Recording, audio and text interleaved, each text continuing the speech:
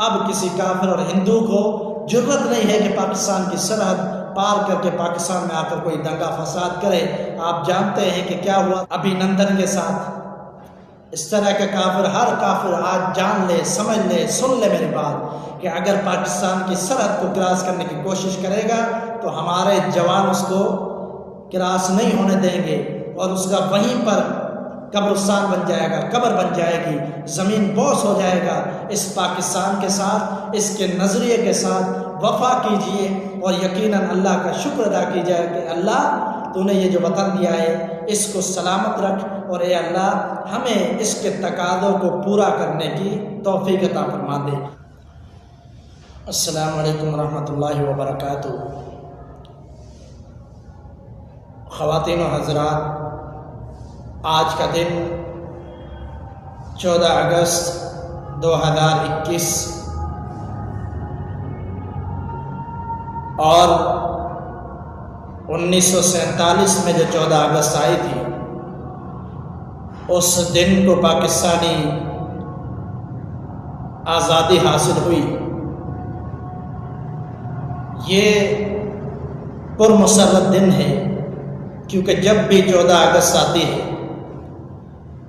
تو خوشی ہوتی ہے کہ اللہ تعالیٰ نے ایک عظیم نعمت عطا کی مسلمانوں کو۔ اس دن سے لے کر آج تک کافروں کو چبھنے والی یہ نعمت، کافروں کے ہوش اڑا دینے والی یہ نعمت برقرار ہے، اور اللہ سے دعا ہے کہ اللہ تعالیٰ ہمیشہ ہمارے اس وطن کو آباد رکھے اور کامیابیاں عطا کرے۔ عزیزان من، اس پاکستان کے بانی قائد اعظم محمد علی جناح کی بڑی کوششیں تھیں، اور ان کا ایک مقصد تھا جس مقصد کے تحت اس نے پاکستان کی آزادی کے لیے ایک کردار ادا کیا۔ قائد اعظم کہنے پر بھی لوگ اعتراض کرتے ہیں اور یہ سمجھتے ہیں کہ قائد اعظم نہیں کہنا چاہیے بلکہ نام لینا چاہیے، کیونکہ قائد اعظم امام الانبیاء محمد رسول اللہ صلی اللہ علیہ وسلم ہے۔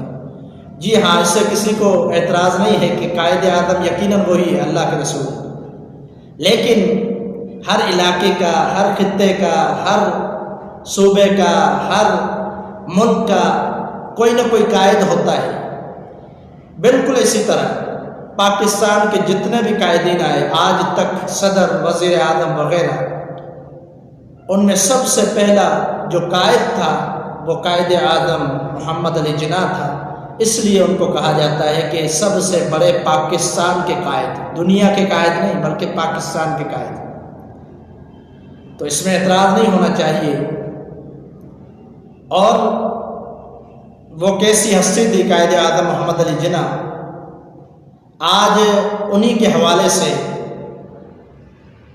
میں نے یہ پروگرام لائیو چلایا، اور میرا مقصد یہی ہے کہ قائد اعظم کی کچھ تقاریر، کچھ بیانات جو اس نے کیے، ان میں سے چند باتیں، چند اہم معلومات آپ کے پیش نظر کروں تاکہ آپ سمجھیں کہ ان کا ذہن صاف تھا اور ان کے دل کے اندر کوئی غلط بات نہیں تھی، کوئی دوسرا مقصد نہیں تھا پاکستان کو حاصل کرنے کا، بلکہ جب قرارداد انہوں نے پیش کی تو اس وقت بھی قائد اعظم محمد علی جناح نے ساتھ میں یہ نعرہ لگایا تھا کہ پاکستان کا مطلب کیا؟ لا الہ الا اللہ۔ یہ بڑا عظیم مقصد ہے۔ انبیاء جتنے بھی آئے ان کا مقصد کیا تھا؟ ان کا مقصد یہی تھا، لا الہ الا اللہ، اللہ کے علاوہ کوئی معبود نہیں۔ یہ ایسا عظیم مقصد اور عظیم بنیادی عقیدہ ہے مسلمان کا۔ تو قائد اعظم نے یہی عقیدہ لوگوں کے سامنے رکھا اور ان کو بتلایا کہ ہمارا مقصد کیا ہے، ہمارا دنیا میں آنے کا مقصد کیا ہے، اور ہم نے ایک الگ وطن تشکیل دینا ہے جس کے اندر اسلامی قوانین، اسلامی قانون ہوں گے اور ہر معاملات اسلام کے مطابق طے پائیں گے۔ اور پاکستان کے آئین کی سب سے پہلی شرط یہی ہے کہ کوئی بھی ایسا قانون جو دین کے خلاف ہو، اسلام کے خلاف ہو، وہ قابل قبول نہیں ہوگا۔ تو میں چند خطبات ان کے جو یادگار خطبات ہیں، بیانات ہیں، وہ آپ کی نظر کرتا ہوں تاکہ آپ سمجھ سکیں کہ یہ عظیم نعمت جو حاصل ہوئی، تو جو اس کی شروع میں بنیادوں میں کوششیں کرنے والے تھے، ان کے مقصد بڑے اچھے تھے۔ بعد میں آنے والوں نے کیا کیا، کیا نہیں کیا، وہ ہر کوئی جانتا ہے کہ اس مقصد کو پورا کیا یا نہیں کیا، آج تک کیا ہو رہا ہے ہم سب بخوبی جانتے ہیں۔ لیکن مقصد ان کا کیا تھا؟ مقصد یہی تھا لا الہ الا اللہ، اللہ کے علاوہ کوئی معبود نہیں ہے۔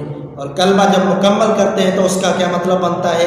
لا الہ الا اللہ محمد رسول اللہ، کہ اللہ کے علاوہ کوئی معبود نہیں، محمد صلی اللہ علیہ وسلم اللہ کے سچے رسول ہیں، اور ساتھ میں عبادت اللہ کی، اتباع پیغمبر کی، عبادت اللہ کی، ہر عبادت اللہ کے لیے، اور اتباع طریقہ کار امام الانبیاء کا، یہ کلمے کا مقصد ہے، مطلب ہے۔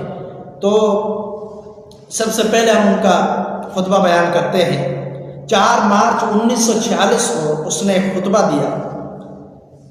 یہ تقاریر اور خطبات قائد اعظم اس کے جلد نمبر 3 صفحہ نمبر 474 پر یہ بات موجود ہے۔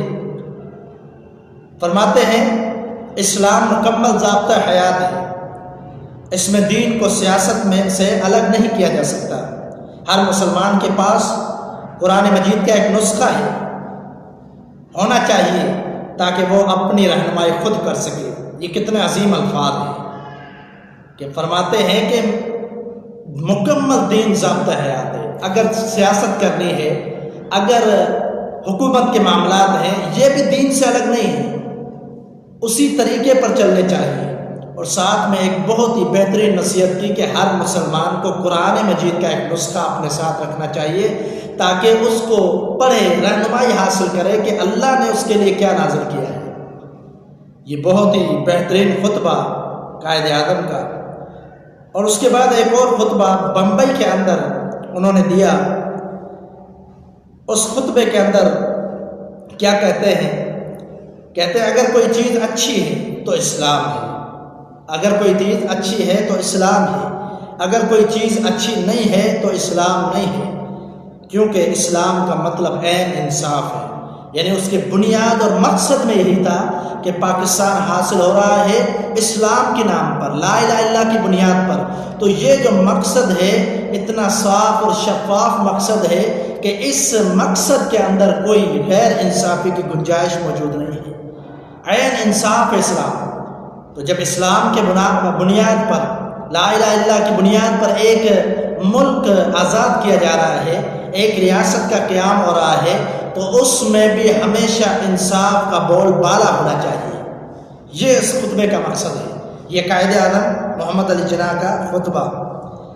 تیسرا خطبہ ان کا ایک کراچی میں خطبہ دیتے ہوئے انہوں نے کہا وہ کون سا رشتہ ہے جس میں منسلک ہونے سے تمام مسلمان جسد واحد کی طرح ہو جائے؟ وہ کون سی چٹان ہے جس پر ان کی ملت کی عمارت استوار ہو؟ وہ کون سا لنگر ہے جس سے امت کی کشتی محفوظ کر دی جائے؟ پھر وضاحت کرتے ہوئے کہتے ہیں وہ رشتہ، وہ چٹان، وہ لنگر اللہ کی کتاب قرآن کریم ہے۔ یعنی ہر موڑ پر، ہر مقام پر، ہر گھڑی ہمیں قرآن سے رہنمائی حاصل کرنا پڑے گی، کیونکہ مسلمان کے لیے ایک بنیادی کتاب جو اسلام سمجھانے والی ہے، جو دین والی، اسلام پر دین والی کتاب ہے، اس کتاب کے ساتھ ہر وقت رہنمائی حاصل کرنا ضروری ہے۔ کہ ہر طرح سے امت کو جمع کرنے والی، امت کی حفاظت کرنے والی، امت کی عمارت کو مضبوط کرنے والی، پاکستان کی عمارت کو مضبوط کرنے والی اگر کوئی کتاب ہے تو وہ قرآن مجید ہے۔ یہ بہترین خطاب قائد اعظم کا۔ اور پھر کہتے ہیں مجھے یقین ہے جو ہم آگے بڑھتے جائیں گے ہم میں زیادہ سے زیادہ اتحاد پیدا ہوتا جائے گا۔ ایک خدا، ایک رسول، ایک کتاب، ایک امت، یعنی وحدت کا درس دے رہے ہیں کہ اتحاد کیجئے، آپس میں محبتیں کیجئے۔ انما المؤمنون اخوہ، خلاصہ کلام کہ سارے کے سارے مسلمان بھائی بھائی ہیں، اس لیے سارے ایک جمعیت کا کردار ادا کریں، جمع ہو جائیں، ساتھ میں مل جائیں، اتحاد کو اپنائیں تاکہ ایک ریاست کا قیام ہو اور وہ عظیم اور مضبوط ایک ریاست بنے جس میں سب مسلمان متحد ہوں اور دین کی بالادستی ہو۔ پھر ان کا ایک خطبہ 25 جنوری 1941 کا یہ بیان ہے۔ کراچی بار ایسوسی ایشن سے خطاب کرتے ہوئے انہوں نے کہا، یعنی پاکستان آزاد ہونے سے 6 سال قبل، انہوں نے کہا میرے علم میں یہ بات آئی کہ کچھ حضرات جان بوجھ کر شرارت کر رہے ہیں اور پروپیگنڈا کر رہے ہیں کہ پاکستان کے آئین کی بنیاد شریعت پر نہیں ہوگی، ہماری زندگی پر اسلامی اصولوں کا اطلاق آج بھی اسی طرح ہے جس طرح 1300 سال پہلے ہوا تھا۔ یہ ڈان نیوز پیپر کی رپورٹ ہے 1948 کی۔ تو یہ کیا کہہ رہے ہیں؟ کہتے ہیں کہ لوگ ہمارے مقصد میں شک کر رہے ہیں، یہ کہتے ہیں ہمارا تو مقصد خالص لا الہ الا اللہ کی بنیاد پر حاصل کیا، پاکستان کو حاصل کرنا چاہتے ہیں، لیکن آج کچھ شرارتی لوگ شرارتیں کر رہے ہیں، پروپیگنڈا کر رہے ہیں تاکہ لوگوں کو منتشر کیا جائے اور اس مقصد کے لیے لوگوں کو ہٹایا جائے۔ کہا کہ ہمارا کوئی مقصد نہیں ہے، ہمارا صرف ایک مقصد ہے کہ ہم اسی اصولوں پر قائم ہیں جو اصول 1300 سال قبل مسلمانوں کے لیے نازل ہوئے۔ تو اس خطبے سے بھی پتہ چلتا ہے کہ ان کے مقصد پکا، بہتر اور اچھا مقصد تھا، دینی مقصد تھا، اسلام کا مقصد تھا۔ انہوں نے مسلمانوں کے لیے بڑی جدوجہد کی کہ کتنے مسلمان اس وقت مظلوم تھے، اور آج بھی جو مسلمان وہاں موجود ہیں ہم اندازہ لگا سکتے ہیں کہ ان کے ساتھ بھی کتنے بھی ظلم برپا ہے۔ کشمیر کی حالت دیکھ لیجئے، کتنے ظلم ہو رہے ہیں، فلسطین کی حالت دیکھ لیجئے، برما کی حالت دیکھ لیجئے، دنیا کے اندر جتنے بھی وہ ممالک جو مقبوضہ ہیں، جن پر قبضہ جمایا ہے کافروں نے، ان سب میں ظلم کے انتہا کر دی گئی ہے۔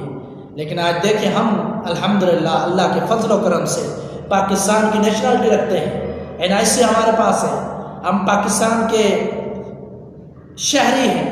جب ہم پاکستان کے شہری ہیں، پاکستان کے رہنے والے ہیں، تو ہمیں الحمدللہ کوئی بھی کسی کافر کا ڈر نہیں ہے کہ کوئی کافر گھس کر ہمیں تکلیف نہیں پہنچا سکتا۔ اللہ نے ہمیں بہترین فوج عطا کر دی، اللہ تعالیٰ نے سرحدوں کی حفاظت کے لیے ایک بہترین فوج عطا کر دی، اور ملک کی اندرونی معاملات کے لیے بھی پولیس عطا کر دی، اور بہت سارے ادارے، رینجرز، اللہ تعالیٰ نے ایک عظیم فوج دی ہے جو فوج پوری دنیا کے ساتھ ٹکرا سکتی ہے، اتنی قوت اور طاقت رکھتی ہے۔ یہ عظیم وطن، یہ عظیم فوج، یہ اللہ تعالیٰ کا بہت بڑا انعام اور نعمت ہے۔ اور قائد اعظم کا مقصد صرف اسلام تھا۔ اور پھر پاکستان آزاد ہونے کے بعد 1948 میں 13 جنوری کو ان کا بیان ہے، روزنامہ نوائے وقت 2013 میں یہ بات منقول ہے۔ کیا کہتے ہیں؟ کہتے ہیں اسلامیہ کالج پشاور میں یہ پروگرام ہوا تھا جس میں انہوں نے بیان کیا۔ انہوں نے کہا ہم نے پاکستان کا مطالبہ ایک زمین کا ٹکڑا حاصل کرنے کے لیے نہیں کیا تھا، یعنی لوگ یہ سمجھتے تھے، آج بھی لوگ سمجھتے ہیں۔ المیہ تو یہ ہے کہ آج کا نوجوان بھی کہتا ہے کیا ضرورت تھی پاکستان کو آزاد کرنے کی، کیا ضرورت تھی ہندوستان کو توڑنے کی، کیا ضرورت تھی ہم ساتھ رہ لیتے۔ افسوس ہے ایسے مسلمانوں پر، اتنی عظیم اللہ کی نعمت، اس کا شکر ادا کرنے کے باوجود وہ غلط باتیں اور مایوس کن باتیں کرتے ہیں۔ ایک عظیم سلطنت ہے، اس وقت پاکستان کا وہ کردار ہے کہ دنیا جہاں کے مسلمانوں کے ملکوں کا ایک سردار کی حیثیت رکھتا ہے، ایٹمی ملک ہے، بہت ساری نعمتوں سے اللہ تعالیٰ نے نوازا ہے۔ اور پھر اعتراض کی بات نہیں بنتی، بلکہ یہ کہنا چاہیے کہ اللہ کا شکر ہے کہ اللہ نے ایک عظیم آزاد سلطنت ہمیں عطا کی۔ تو یہاں پر پشاور میں جو کانفرنس ہوئی کالج کے اندر، وہاں 1948 میں قائد اعظم محمد علی جناح کہتے ہیں کہ ٹکڑا حاصل کرنے کے لیے ہم نے مطالبہ نہیں کیا تھا، بلکہ ہم ایک ایسی تجربہ گاہ حاصل کرنا چاہتے تھے جہاں اسلامی اصولوں کو آزما سکے۔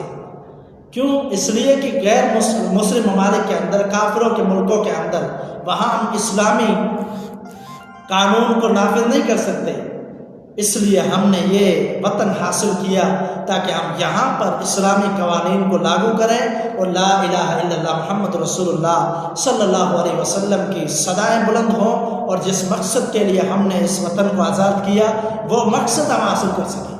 یہ 1948 کا بیان ہے، پاکستان آزاد ہونے کے بعد۔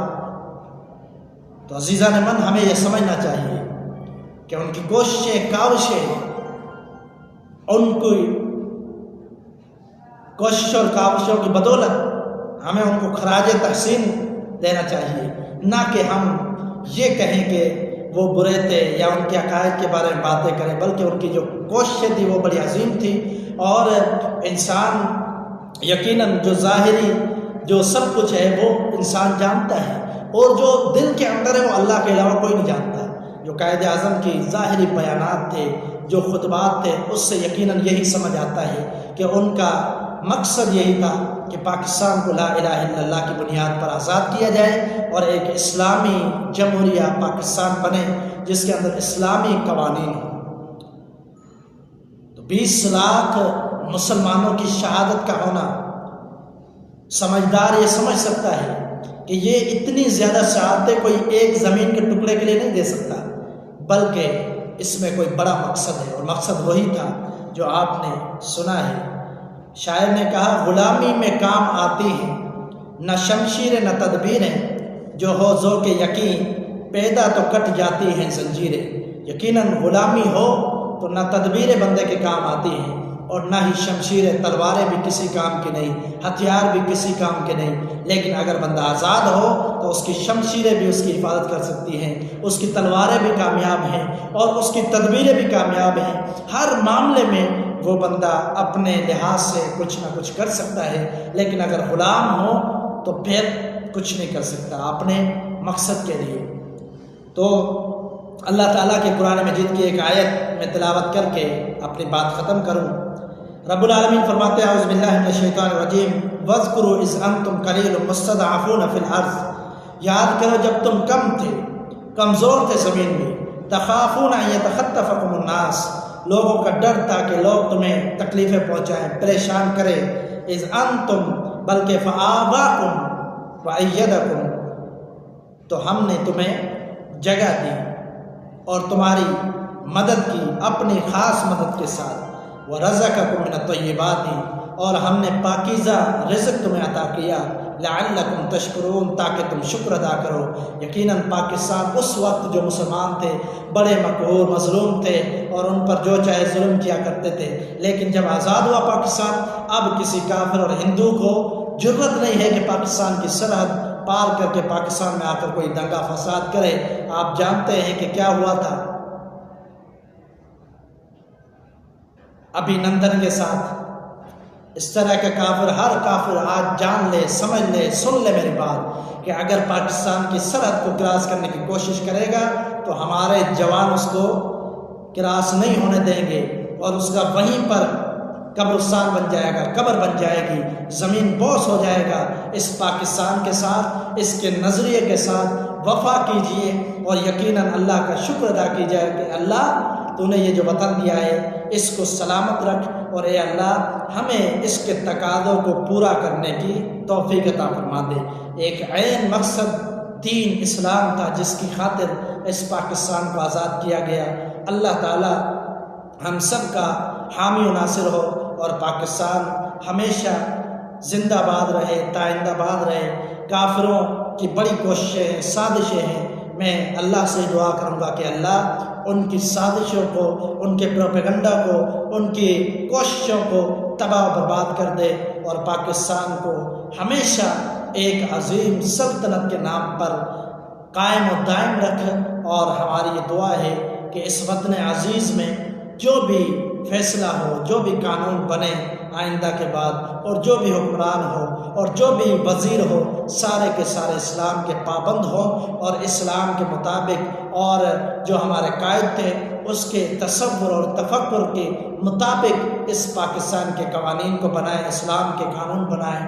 وآخر دعوانا ان الحمد للہ رب العالمین۔